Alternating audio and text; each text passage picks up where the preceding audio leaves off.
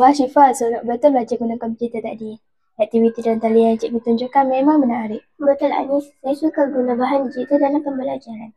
Video dan permainan pendidikan tadi buatkan saya lebih faham topik yang diajar. Saya pun rasa macam tu. Guru Classroom sangat membantu sebab cikgu boleh bagi latihan secara dalam talian. Kita boleh akses bila-bila masa. Saya suka tengok video di YouTube seperti National Geographic Kids dan Sains Interaktif. Ia buat saya lebih faham topik dengan mudah dan seronok.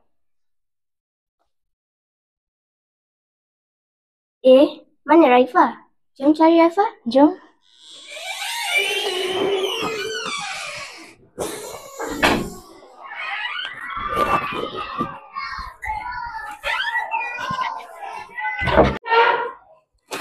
Tu Raifah.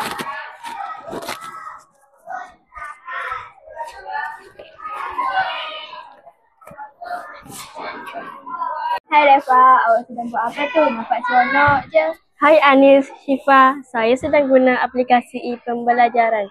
Cikgu suruh buat latihan interaktif ni, seronok. Sebab ada banyak aktiviti menarik macam kuis dan teka-teki.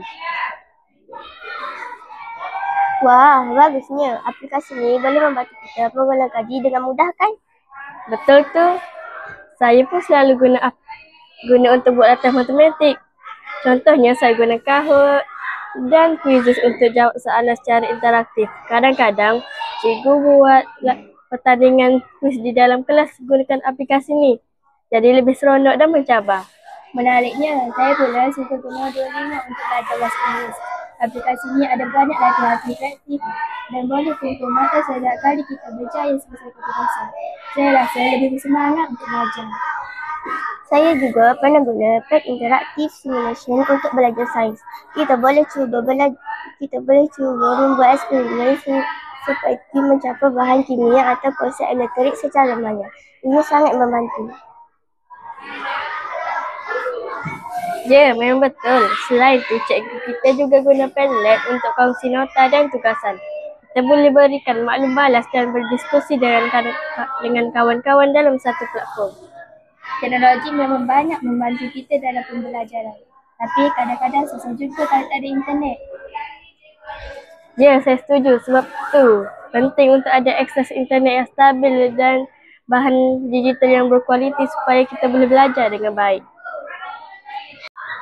Betul, saya harap pada masa hadapan semua sekolah ada bahan digital untuk pembelajaran supaya semua murid dapat manfaatnya. Setuju. Kalau semua murid ada peluang guna bahan digital, pasti kita semua boleh belajar dengan lebih baik dan lebih menyenangkan.